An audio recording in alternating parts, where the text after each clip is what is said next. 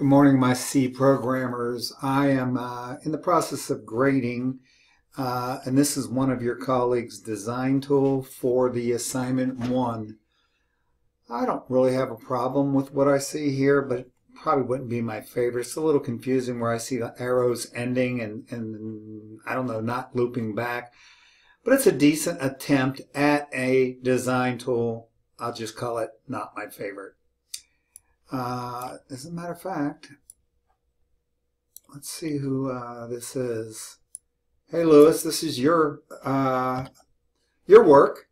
And again, we'll see the design tool evolve over the semester. Not a big deal, Lois. Now, over here is Lois's code. So this is Lois's solution. I'm not sure, Lois, why there's so much white space here. I'd like it to be kind of neat. So here's Lois. He comes into main. And Lois, I don't care how you do this, but I'm going to do it my way. And I would like a comment here at the end of all of your closing curly braces, which if you have had me for COP 1000, you will know I call those mustaches. End of main. Okay. The thing I have a problem with, Lois, is his comments. I would like on your program and everybody's program to have a comment header at the top of the code. You don't have to make a marquee, but it wouldn't hurt. So something like written by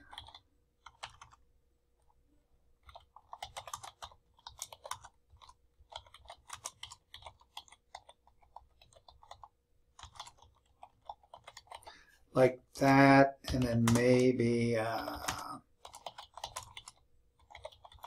something like date written.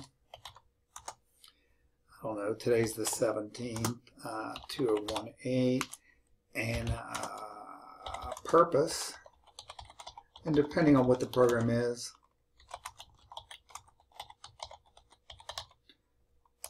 something like that, and that would help me when I grade.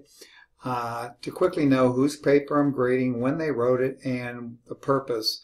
And what this will do for you is a year from now, when you should be saving all your code, a year from now when you come back and look at this code, you'll know when you wrote it and you'll know something about what you were doing. So let's take a look at Lois's code a little further. So here's his code.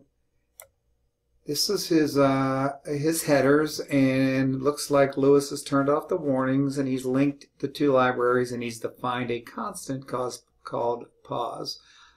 I like everything he's done here. He's done his prototype of his functions here.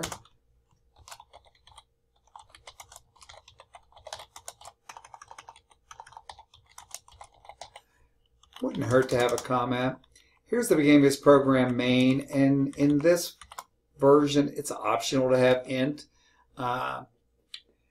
He does return 0, so I guess we'll need to leave int there or take out return. I don't have a problem with whatever he's done here.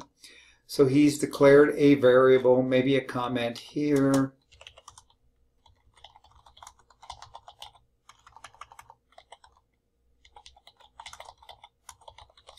And because this is such a simple program, probably don't need that comment.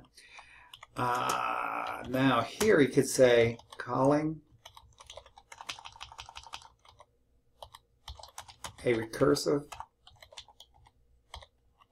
function. Now that would be good. This way I know exactly what's going on, and so does he. He's going to pause and return. So there's his main. That's all that's needed. Not a big deal other than he did not have this comment header up here. Again, very nice job with everything else he's done. Here's his function. Now he did type the end here and the end if, which is perfect. And what he does in this function right here is the function calls itself. And this is the recursive part. And he breaks out. He doesn't come in here and call itself once the counter reaches 0. So as long as that counter equals 1, he does this again. Hopefully you got this right. If you did not get this right and did not see it, one, you can look at Lewis's code because it does work. And the other place you'll be able to look all semesters here in Blackboard under Code Solutions. If you go under Code Solutions, you're going to see there is the solution to the recursive program. You'll see later that the other things, like this is not available to you yet. There's a solution to the cars. Here's a structure chart. This is available to you now.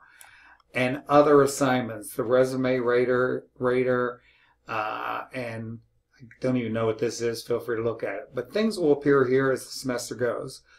I guess that's it. Lois, good job. I don't have any problems. Just a couple suggestions. The rest of you follow Lewis's example. Have a good semester.